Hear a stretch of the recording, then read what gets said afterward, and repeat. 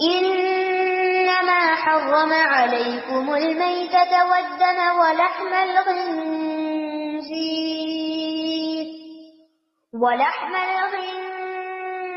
وما أهل به لغير الله فمن اضطر غير باغ ولا عاد فلا إثم عليه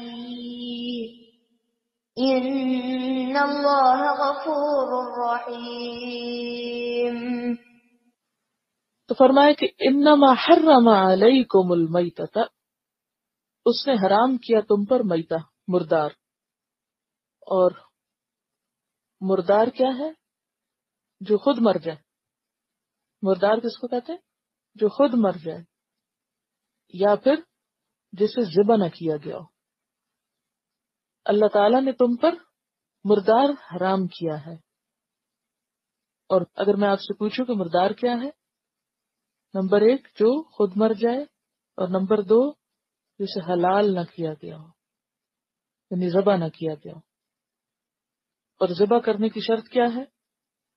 جس کا خون بہانا، اور اس کے آگے آئے گی وضاحت۔ وہ دم، اور خون۔ اور خون کون سا حرام ہے؟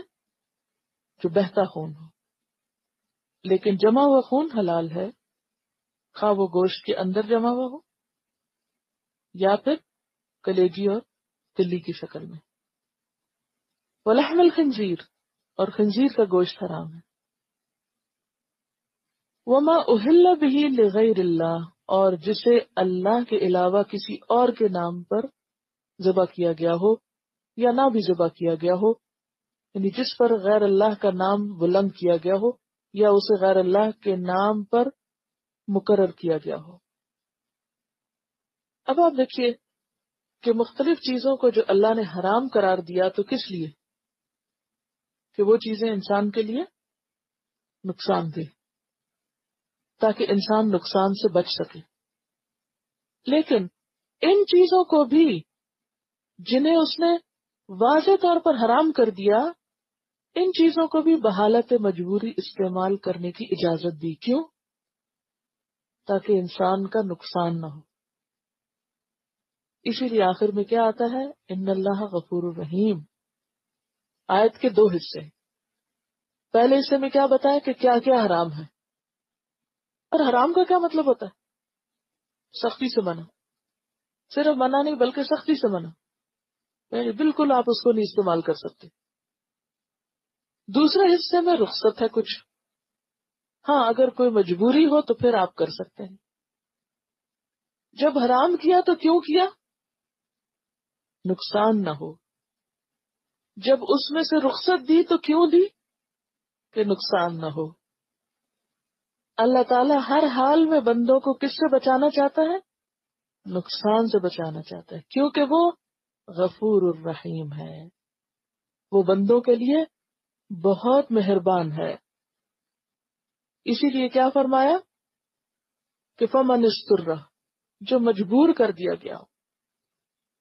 اب آپ سوچ رہے ہیں معنی مجبور کرنے کا، اضطراری کیفیت کیا معنی کیا گیا تھا؟ مجبور کیا گیا تھا کسی چیز میں جب نقصان نظر آ رہا اور انسان اس چیز کی طرف نہ جانا چاہے تو زبردستی اس کو ادھر لے جایا جائے۔ تو جو نہ کھانا چاہے لیکن حال ایسا ہو گیا ہے، مجبوری ایسی آ گئی ہے کہ اب اس کو زبردستی کھانا پڑ رہا ہے، اور یہ کون سی حالت ہوتی ہے؟ جس میں انسان کی جان جانے کا اندیشہ ہو، جس میں انسان کی موت کا اندیشہ ہو، یا یقین ہو یا گمان غالب ہو۔ تو ایسی صورت میں ہمیں پھر اجازت ہے، یہ رخصت ہے کس چیز کی؟ حرام میں سے ضرورتاً کچھ لینے کی۔ کیوں؟ اس لیے کہ قرآن پاک میں اللہ تعالیٰ فرماتے ہیں لا تقتلوا انفسکم، اپنے آپ کو قتل نہ کرو۔ ایک اور جگہ پر فرمایا وَلَا تُلْقُوا بِأَيْدِيكُمْ إِلَى التَّهْلُكَةِ، اپنے ہاتھوں خود کو ہلاکت میں مت ڈالو۔ اللہ تم پر مہربان ہے، لہذا تمہیں رخصت ہے کہ جب تمہیں شدید بھوک لگی ہو، فَمَنِ اسْتُرَّ فِي مَخْمَصَةٍ، یعنی بھوک سے بے حال ہو جائے، اور ایسا بے حال کہ مرنے کے قریب ہو، جسے مرنے لگے، اس صورت میں پھر اتنی ڈوز یا اتنی غذا کہ جس سے جان بچے اس کا کھانا لازم ہے، کیونکہ نہ کھانا خودکشی ہے، خودکشی حرام ہے۔ تو اس لیے ایسی بھوک ہڑتال کرنا کہ جس میں انسان اس حد تک کھانا چھوڑ دے کہ اس کی موت واقع ہو جائے، تو خود سے ایسا کام کرنا جو ہے یہ انتہائی ناجائز ہے، کوئی نیکی نہیں ہے۔ تو فمن اضطر، جو مجبور کر دیا گیا، اور جیسا کہ پہلے میں نے عرض کیا تھا کہ سورۃ المائدہ میں وضاحت کر دی گئی من اضطر کی، من اضطر فی مخمصۃ، شدید بھوک کی حالت کی وجہ سے، غیر باغن، وہ چاہنے والا نہیں اس کو، یعنی ایک شخص ایسا ہے کہ جس کے دل میں اس کی چاہت ہے کہ میں کسی طرح چکھ کے دیکھوں کہ کیا ہے یا کھاؤں، یا یہ کہ پہلے مثلاً اس کی عادت تھی، روٹین تھی، کیونکہ آپ نے دیکھا ہوگا نا کہ جن غذاؤں کی آپ کو بچپن سے عادت ہو جاتی ہے پھر ان کی ایک کریو ہونے لگتی ہے کہ نہیں، آپ کو ایسا لگتا ہے کہ اس کے بغیر آپ کا پیٹ نہیں بھرا، ہوتا ہے نا ایسے، جو چیزیں مائیں بچپن سے کھانے کی عادت ڈال دیتی ہیں ویسے، یا آپ ایک خاص علاقے یا ایک خاص جگہ کی غذاؤں کے عادی ہوتے ہیں تو دوسری جگہ بھی جا کر ان کو امپورٹ کراتے رہتے ہیں مرچوں وغیرہ کو، اس کے بغیر پیٹ نہیں بھرتا۔ اسی طرح آپ سوچیں وہ لوگ جو پہلے اسلام میں نہیں ہوتے، وہ خاص قسم کے کھانے کے عادی ہوتے ہیں، جو مسلمان ہو جاتے ہیں وہ ساری چیزیں چھوڑتے ہیں، تو کتنا بڑا امتحان ہے، ان کو کریو ہو سکتی ہے نا۔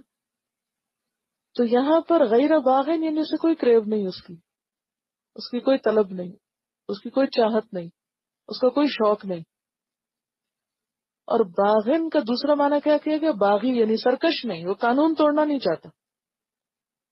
باغی کا ایک لفظ ہی معنی ہوگا، یعنی اس کے دل میں اس کھانے کی کوئی محبت نہیں، شوق نہیں، اور دوسرا معنی یہ کہ وہ قانون نہیں توڑنا چاہتا کہ وہ اس لیے کھا رہا ہو کہ میں ذرا ان کو بتاؤں کہ میں آرام سے اللہ کا قانون توڑ سکتا ہوں، مجھے پرواہ نہیں اللہ کے قانون کی۔ وہ ایسا شخص نہیں ہے، کیونکہ کچھ لوگ مسلمان ہوتے ہوئے بھی کیا کرتے ہیں؟ حرام چیزوں کو دھڑلے سے استعمال کرتے ہیں، یہ بتانے کے لیے کہ ہمیں کسی کو کوئی ڈر خوف نہیں۔ ولا آدن، اور آدن کا کیا معنی ہوتا ہے؟ دو معنی پھر کیے گئے ہیں۔ آدن کا ایک معنی کیا گیا ہے عادی، یعنی اس کو عادت نہیں ہے، اس کی کوئی نشہ نہیں ہے اس کا، اور دوسرا معنی حد سے بڑھنے والا، یعنی وہ اس معاملے میں بس اتنا ہی کھائے گا جتنا ضرورت ہے، اس سے زیادہ نہیں۔ فلا اسم علیہ، تو ایسا کھانے والے پر گناہ نہیں، کیونکہ وہ اللہ کے حکم سے اب کھا رہا ہے۔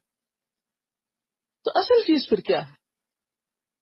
اللہ کا حکم، جب کہ کھاؤ تو کھا لیں، جب کہ نہیں کھاؤ نہیں کھائے، چھوڑ دیں، یہی عبادت ہے۔ عبادت کا کیا معنی؟ سر جھکا دینا، سر تسلیم خم کر دینا، اسلمت لرب العالمین، ان اللہ غفور الرحیم، بے شک اللہ تعالی غفور الرحیم ہے۔ اب یہاں ایک آیت جس کی تھوڑی سی مزید وضاحت کی ضرورت ہے، اور وہ ہے وما اہل بہ لغیر اللہ، جس پر اللہ کے سوا کسی اور کا نام لیا گیا یا اسے اس پہ مقرر کر دیا گیا۔ دیکھیں ہے لام لام سے، جس کا معنی ہے کسی کا نام پکارنا، بلند آواز سے نام لینا،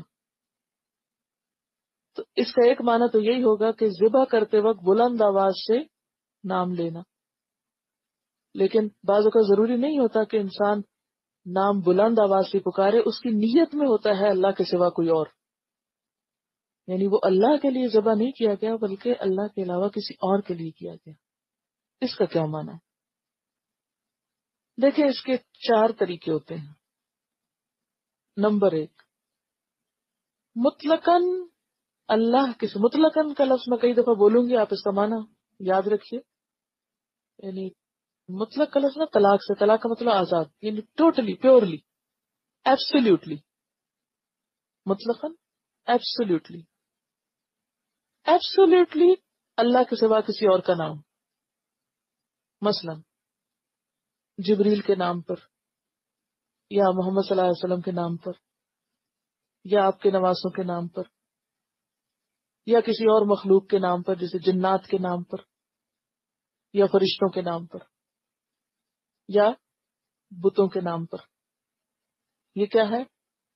مطلقاً، نہیں اس میں اللہ کا نام ہے ہی نہیں، ٹوٹلی غیر اللہ کا نام. ایک یہ صورت ہے. اب آپ نے کیٹیگریز کر لی، یعنی اللہ کو چھوڑ کر باقی جس کے بھی نام پر وہ غیر اللہ ہے، چاہے وہ جبریل ہو یا اور فرشتے ہوں، چاہے وہ رسول اللہ صلی اللہ علیہ وسلم ہو یا کوئی اور پیغمبر ہو، چاہے وہ آپ کے نواسے ہوں یا آپ کی امت میں سے کوئی اور بزرگ ہوں، چاہے وہ جنات ہوں، چاہے وہ کوئی جانور ہو، چاہے وہ پتھر کے بت ہوں، سب غیر اللہ میں آتے ہیں. ٹھیک ہے.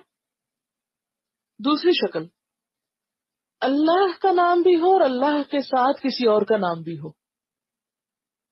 اللہ کا نام بھی اور اللہ کے ساتھ کسی اور کا نام بھی. مثلا جیسے ہمارے ہاں بعض لوگ جہاں اللہ کا نام لکھتے ہیں وہاں حضور صلی اللہ علیہ وسلم کا نام ضرور لکھتے ہیں، یا اللہ یا محمد وغیرہ بھی لکھتے ہیں، جیسے ساتھ ساتھ برابر کر دیتے ہیں. تو پکارنا کس کو چاہیے؟